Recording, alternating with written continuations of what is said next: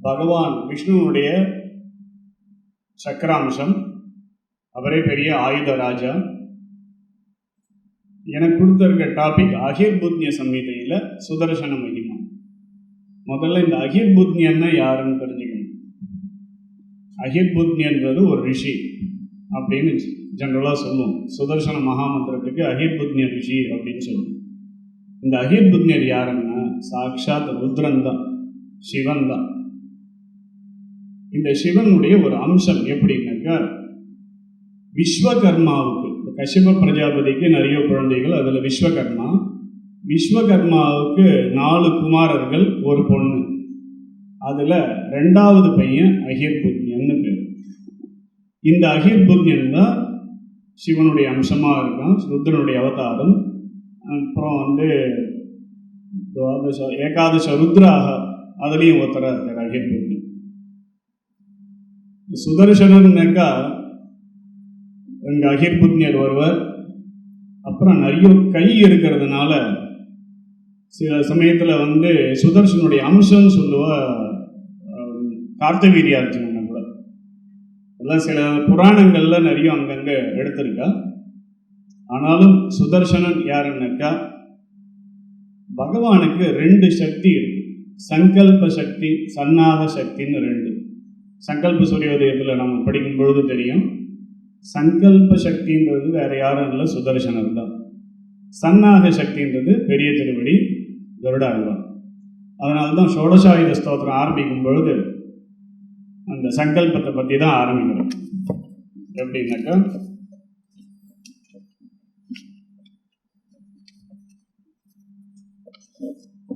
ஸ்வசங்கல்ப கலாகல்பைஹி ஆயுதேர் ஆயுதேஸ்வரः ஜுஷ்ட ஷோடசபிர் திவ்யைஹி ஜுஷதாம் வப்பரத்குமான் அப்படின்னு பகவானுடைய சங்கல்ப சக்தியாக இருக்கிறவர் இந்த சுதர்சன ஆழ்வார். ஸ்ரீ பாஞ்சராத்திர ஆகமங்கள் வைஷ்ணவ சமயத்தின் முக்கியமான ஆகம மரபாகும். பாஞ்சராத்திர ஆகமத்தில் நிறைய சம்ஹிதைகள், 108 சம்ஹிதை இருக்கு. அந்த இதில் அகிர்புத்னிய சம்ஹிதை ஒன்று.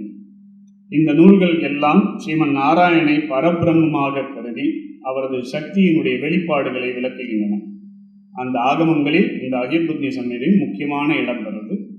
இதில் என்ன விஷயம் சொல்கிறோம் அப்படின்னாக்கா, பிரபஞ்ச சிருஷ்டி தத்துவம், சதுர்வியூக தத்துவம், மந்திர யந்திர வழிபாடு, இதெல்லாம் இந்த அகிர்புத்னிய சம்ஹிதை மூலமாக சொல்கிறோம். சுதர்சனர் எப்படி இருக்காருனாக்கா, அந்த சக்கரத்தினுடைய தெய்வீக அம்சம், அதனுடைய தத்துவம், இதெல்லாம் என்ன இருக்குது அப்படின்றது இந்த நூலில் சொல்கிறது. மொத்தத்தில் பிரபஞ்ச இயக்கத்திற்கு இந்த சுதர்சன சக்தி தெய்வீக சக்தியாக இருந்து வெளிப்படுறது அப்படின்னு. பாஞ்சராத்திர ஆகமங்களை பற்றி நிறைய ஃபாரின் ஸ்காலர்ஸ்லாம் ரிசர்ச் பண்ணியிருக்கா. அதில் ஓட்டோ ஷேடர்னு ஒருத்தர் introduction to the Panchatantra Pancharatra and Ahirbudhnya Samhita அப்படின்னு ஒரு கிரந்தம். அப்புறம் கிருஷ்ணசுவாமி ஐயங்கார் ஸ்டடீஸ் இன் வைஷ்ணவிசம் அப்படின்னு ஒரு புத்தகம். அப்புறம் சஞ்சுக்தா குப்தா அவங்க பண்ணியிருக்கு பாஞ்சராத்திர லிட்ரேச்சர் ஸ்டடீஸ் அப்படின்னு. ஆனால் இதெல்லாம் பார்த்தோம்னா அகிர்புத்னிய சம்ஹிதை சம்பந்தமான நிறைய ஆய்வுகள் கிடைக்காது. ஏதோ லேச மாத்திரத்தில் சொல்லியிருப்பான். இந்த புக்கு எப்படி அகிர்புத்னிய சம்ஹிதா எப்படி ஃபார்ம் ஆயிருக்குனாக்கா, ஒரு ஆகம கிரந்தம்ன்றது எப்படி இருக்கணும், அதனுடைய ஸ்லோகங்கள்லாம் எப்படி இருக்கு, தத்துவ பகுப்பு என்னென்ன தத்துவம்லாம் சொல்லியிருக்கா, அப்புறம் ஒப்பீட்டு ஆகமங்கள் மற்ற ஆகமங்களில் சொல்லியிருக்கிறது இதில் இருக்கா இல்லையான்றதெல்லாம் பார்க்கலாம். ஜெனரலாகவே சுதர்சனரை பற்றி சொல்லணுன்னாக்கா, நமக்கு பஞ்சசம்ஸ்காரம் பண்ணுவோம் இல்லையா, சங்க சக்கர அந்த இது பண்ணும்பொழுது, தப்தங்கள் பண்ணும்பொழுது சுதர்சன மகாஜ்வால கோட்டி சூரிய சமப்பிரபா அஜ்ஞானாந்தஸ்ய மேதேவ விஷ்ணோர் மார்க்கம் பிரதர்ஷய. அதனால் சுதர்சனன்னாலே தர்ஷயதி சுதர்சனன், நல்லதை காண்பிப்பவன் சுதர்சனன். இவர் விஷ்ணுவுடைய தெய்வீக சக்தியாக இருக்கார். எப்படின்னாக்கா, சுதர்சனம் பரம் தேஜோ விஷ்ணோ சக்தி சனாதனி தர்ம சம்ஸ்தாபனார்த்தாய துஷ்ட நிகிரக காரிணி. பகவான் சுதர்சனர் எப்படி இருக்காருன்னா, விஷ்ணுவுடைய பரமசக்தியாக இருக்கார், தெய்வீக சக்தியாக இருக்கார். அது தர்மத்தை நிலைநாட்டுறது, தர்ம சம்ஸ்தாபனத்துக்காகவும் அதர்மத்தை அழிக்கிறதுக்காகவும் துஷ்ட நிகிரக காரிணி அப்படின்னா துஷ்டர்களை அடக்குதல், துஷ்ட நிகிரக காரிணி இப்படியாக இருக்குங்க.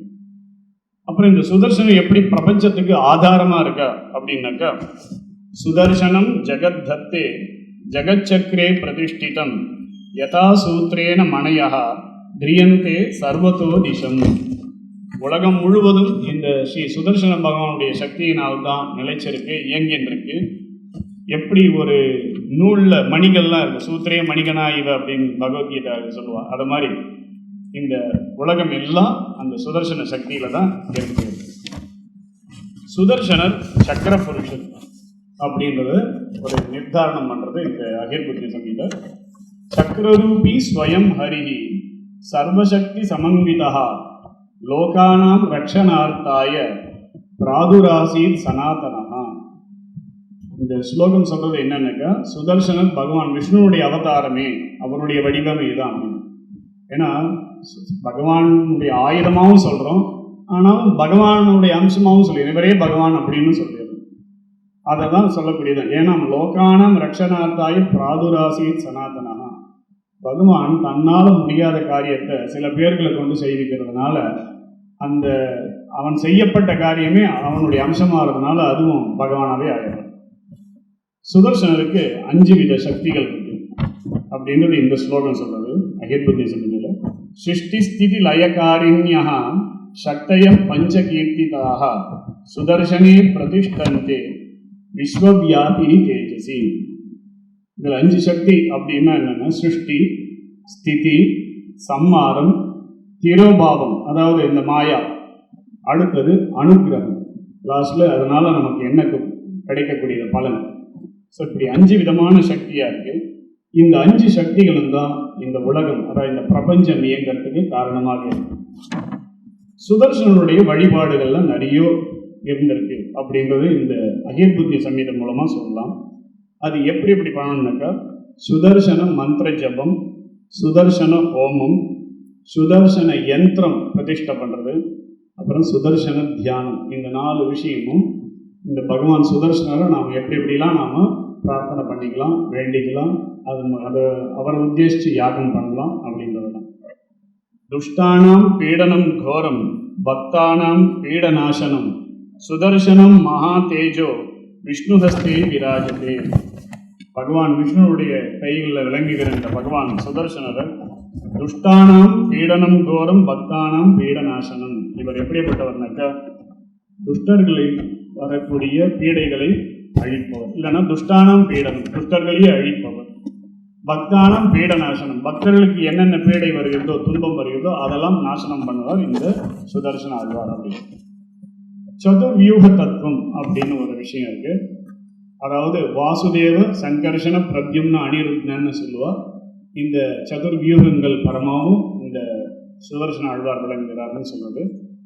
மோட்ச தத்துவம் பற்றி பேசும் பொழுது கர்மபந்தத்தை நீக்கிற சுதர்சனர், மாயையை போக்குற, ஜீவனை பரமாத்ம சாட்சியத்துக்கு அழைச்சென்று போறார். இப்படிலாம் பண்ணும் பொழுது சில கம்பேரிட்டிவ் ஸ்டடி பண்றார். லக்ஷ்மி தந்திரம் இது சரியான இது கிடைக்கல, ஆனால் ஜெனரலாக சொல்றது தான் வச்சு நான் இங்கே சொல்றேன். சுதர்சனரை தெய்வீக ஞானத்தின் சின்னமாக விளக்குகிறது லக்ஷ்மி தந்திரம். ஜயாக்கிய சம்ஹிதையில சுதர்சனரை ஆயுத புருஷன் என்று சொல்கிறது. இதனால் ஸ்ரீ சுதர்சன தத்துவம் பாஞ்சராத்திர ஆகமங்களில் முக்கியமாக விளங்குகிறது. இதன் மூலம் நம்ம தெரிஞ்சுக்கிறது என்னன்னாக்கா, அகிர்புத்திர சம்ஹித பிரகாரம் பகவான் விஷ்ணுவுடைய தெய்வீக சக்தி இந்த பிரபஞ்சம் இயங்கிறதுக்கு காரணம் என்ன, தர்மத்தை பாதுகாக்கிற சக்தி, பக்தர்களை காக்கும் தெய்வமாக சுதர்சனன் இருக்கிறான்றது, மோட்சத்தை அளிக்கக்கூடிய சக்தி அப்படின்னு. இதுல சுதர்சன சப்தார்த்த நிரூபணம். சுதர்சன சப்தம்னா என்ன அப்படின்னா, தஸ்யஸ்யாமிதி சங்கல்பஹ பாவதோ அபாவதோபிவா சுவாதந்திரிய அனனுயோஜ்யேன ரூபேன பரிவர்த்ததே. பகவானுடைய சங்கல்ப சக்தியா இருக்க, எத்யத் பிரேக்ஷணம் இத்யுக்தம் தர்சனம் தத் பிரகீயதே. பார்க்கக்கூடியது எல்லாமே தர்சனம், பிரேக்ஷணம் அப்படின்றதுனால அதை பார்க்கக்கூடியது எல்லாம் தர்சனம். அதனால சுஷ்டு தர்சனம்ன்ற வார்த்தையை வச்சுட்டு இங்க சொல்றோம். வஸ்துதா காலத்தோ தேசாத் தஸ்ய த்வவ்யாஹதிர்ஹியா பூஜா சாத்திர சுஷப்தார்த்தா தத் சுதர்சனம் ஏவியதே. உண்மையாக சொல்லப்போனால் வஸ்துதா காலத்தா ஒரு பொருளாவோ காலத்தினாலேயோ தேசத்திலேயோ அவருடைய சம்பந்தமான பூஜைகள் எது பண்ணாலும் சுஷ்டு சப்தம் அது சேர்த்துக்கணும். அதனால் சுசப்தார்த்த தத் சுதர்சனம் ஈரியது சுதர்சனம்னு சொல்லுவோம். அதனால் இங்கே பலவிதமான சுச்சி சௌச்சம் தேவைப்படுறது. அதனால் ஆந்தரிக சுத்தி அப்புறம் பகிரிந்திரிய சுத்தி எல்லாம் இருந்தால் தான் இந்த சுதர்சன மந்திரம் நமக்கு சித்திக்கும். சர்வசிய சுதர்சனாதீனத்துவம் எல்லாமே சுதர்சனருக்கு அதீனமாக இருக்கு அப்படின்னு. காரணம் ஜெகதோ யத் தது ஆதாரோ ஜெகதச்சய பிரமாணம் ஜெகதோ யத் பிரமாணார்த்தோ கிலச்சய தத்ராதிகாரினோ ஏச்ச விபாகா ஏச்ச தத்கதாக ரக்ஷா விதிஷ்ச யஸ்தஸ்ய சச்சயஸ்ய பிரகீர்த்திதா. அதனால் பிரமாணம் என்ன, காரணம் என்ன, அதுக்கு ஆதாரம் என்ன, ரக்ஷா விதி என்ன, அதுக்கு அதிகாரி என்ன, இதெல்லாம் சர்வம் சுதர்சனாயத்வம் சுதர்சனமயம் ஜெகத்து. எல்லாமே சுதர்சன அடிப்படையாக தான் இருக்கு. அவர்கிட்ட தான் எல்லாமே அண்டி இருக்கு. இது சாம்சித்திகம் ரூபம் தஸ்ய சர்வாதிசாயிச்ச அஸ்திரகிராமே ஸ்வசேஷேஷு யத்யத் சாமர்த்தியம் ஐஸ்வரம் ஏததீயம் அசேஷம் தத் இத்தியாப்தம் ஸ்வேன தத் ஸ்வகம். அதனால் அஸ்திரங்கள்னு எதெல்லாம் இருக்கோ அதுக்கு எல்லாம் பரம இதுவாக இருக்கிறது, ஆதாரமாக இருக்கிறது இந்த சுதர்சனர் தான் அப்படிங்கிறது இந்த ஸ்லோகங்கள் மூலமாக தெரியுது. அப்புறம் மகா சுதர்சன யந்திர பலத்தை பற்றி அகேத்புத்தி சம்ஹிதை சொல்லியிருக்கு. மகா சுதர்சனஸ்யேக யந்திரஸ்ய கரணாத்விஜா திரைலோக்கியம் சமவாப்னோதி கிம் புனர் மண்டலம் புவஹா. 3 லோகத்தையுமே நாம் ஜெயிச்சிடலாம் அப்படின் பொழுது நாம் இங்கே பூமண்டலத்தில் ஜெயிக்கலான்றது ஒரு பேச்சா அப்படிங்கிறது. ஏகத்திர கல்பித சுதர்சன நாரசிம்மம் அந்யத்ர கேவல சுதர்சன முஜ்வலாங்கம் சங்கல்பிதோபயமுகம் கடிதாஸ்திர ஜாலம் ஸ்ரீ விஷ்ணு பஞ்சரகதம் யுதமந்திர ஜாலம். நாம் எப்பயுமே சுதர்சனை சேவிச்சோம்னா வெறும் சுதர்சனரை சேவிக்க மாட்டோம் இல்லையா? சக்கரத்தாழ்வான் சன்னதியில் பின்னாடி நரசிம்மர் இருப்பார். அதனால் கிரிபீட யோனி சேவிதம் அப்படின்னு சொல்லி நமாம மாதவம் ஹரிதம் அப்படின்னு ஆண்டவன் சுவாமி ஒரு ஸ்லோகம் பண்ணார். அது ஞாபகம் வருது.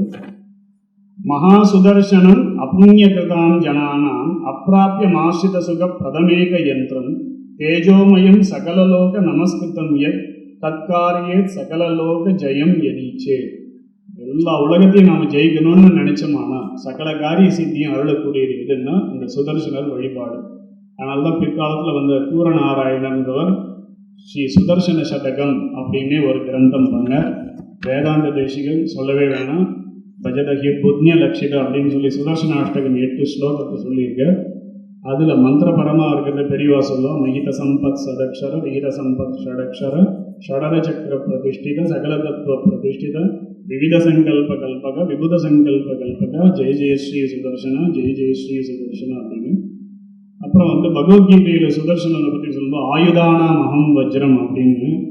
ஆனால் இங்கே சங்கல்ப இந்த இதில் சோழசாய ஸ்தோத்திரத்தை சொல்லும் பொழுது வஜ்ராயுதம்னாக்கா இந்திரன் வச்சுருக்க வஜ்ராயுதம் கிடையாது. ஆயுதானாம் அகம் வஜ்ரம் இத்தியகீயத யோயா எஸ்ஸவஹா அவ்யாதேதீச வஜ்ரோசு அததீச்சஸ்தி சம்பவா. அங்கே ததீச்சி மகரிஷி தன்னுடைய ஸ்கெலட்டன் அந்த இது கொடுத்தார் இல்லையா, பின் முதுகு தண்டு வடத்தை கொடுத்தார். அந்த இதுலேருந்து வந்தது தான் விஸ்வகர்மா மூலமாக பண்ணது தான் அந்த வஜ்ராயுதம். ஆனால் இந்த வஜ்ராயுதம் எப்படின்னாக்கா ததீச்சி கொடுத்து வர்றதில்லை, இது பகவானுடைய சங்கல்பம். அதுலேருந்து வந்தது. அந்த சக்தியை ஒரு வடிவமாக கொடுத்தது அதை விட விஸ்வகர்மான்னு தான் சொல்லுவார். விஸ்வகர்மா தான் எல்லாம் நிறைய பண்ணி கொடுத்துருக்கான் ஆயுதங்களுக்கு எல்லாருமே. நம்ம தேவச்சிப்பின்றதுனால விஷ்ணுவுக்கு என்னென்ன உண்டோ அதெல்லாம் விஸ்வகர்மா பண்ணி கொடுத்துருக்கான். இப்படி அகிர்புத்ய சம்ஹிதையில் இருக்கிற சுதர்சனர். சரி, வேற இருந்தாலும் இந்த ஒரு டாபிக் சம்ஸ்கிருதம்ன்றதுனால சுதர்சனன்றதுனால வேற யாரார் எப்படி சொல்லியிருக்கா அப்படின்னாக்கா வாசல் தூத வாக்கியத்தில் சொல்கிறோம்.